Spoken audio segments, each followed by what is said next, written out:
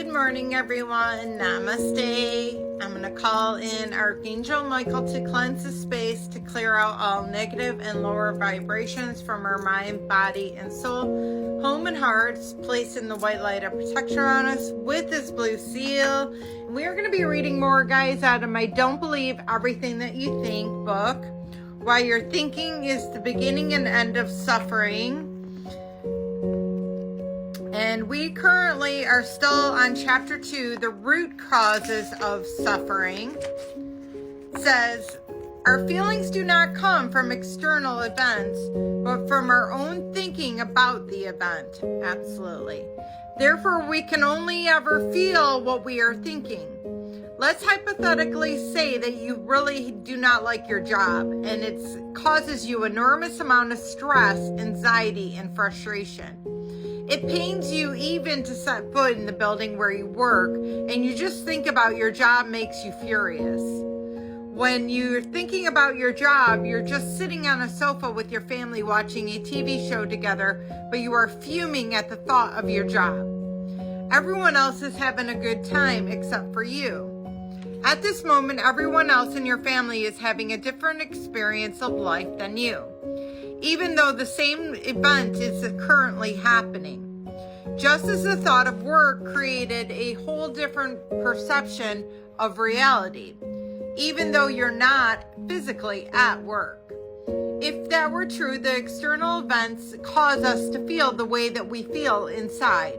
Then you should be happy camper in your living room watching a funny TV show with your family every single time you do this activity. But that's not the case. Now you might be saying you are really feeling this way because of an external event your job is causing you to feel stressed and anxious. To that, I'll ask the question, is it absolutely true that every single person feels the exact same way about their job when they're working in? Two different people can be doing the same job but are willing to have completely different perspectives on it. It can be the most amazing experience in a dream job for the one person, but because other person's worst nightmare in living hell, the only difference between one person is how they think about their job, which determines how they ultimately feel about that. And I 100% agree with what he's saying on this, but I also agree that some people are more empathic than other people. Some people are earth signs such as Capricorn, Virgo, or Taurus, which allow them to stay much more grounded throughout their day. Some people also are very much people that are like grounding on a daily basis. So maybe they come home from work and they work in their garden. So they're more grounded as a result of it. All those things are going to come into play. If I'm somebody who's very empathic, that absorbs the energy of every single person at my work, of course I'm not going to like going to work.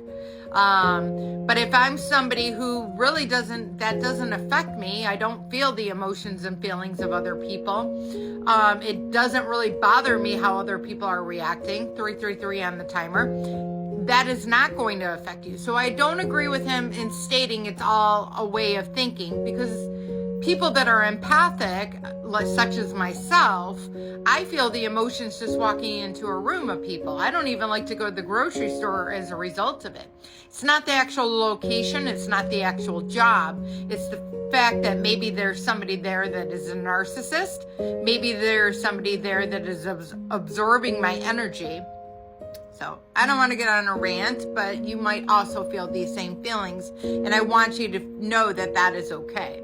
It's not that quick and that easy. It's just switching a switch of being optimistic.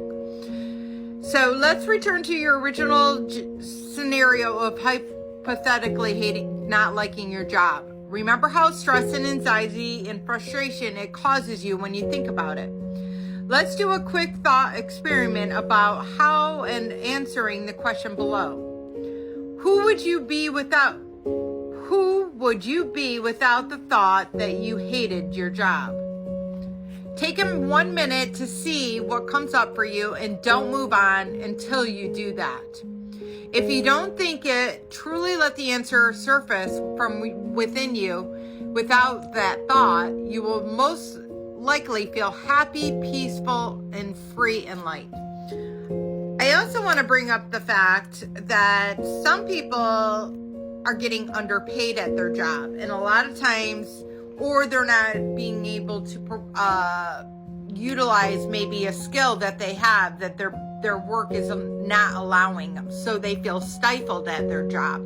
Or they have a boss that really doesn't care and he just bulldozes everybody at work.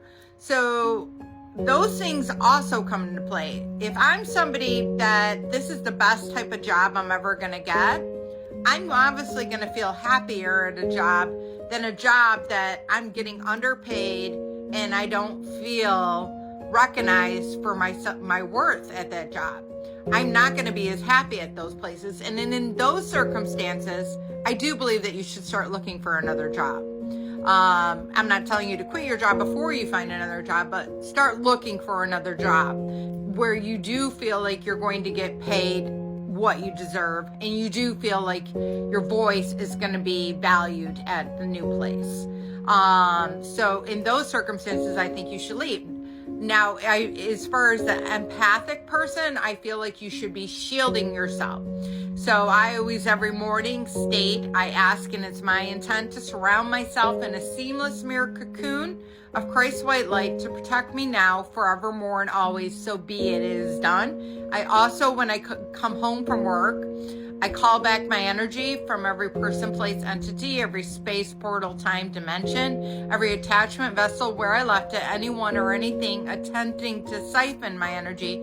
You do not have my consent. I call my energy back. And then I re-cocoon on top of that. I have a bunch of starling birds sitting there looking at me as I'm saying this. So I love you all. I hope this helped. Have a blessed day, and namaste.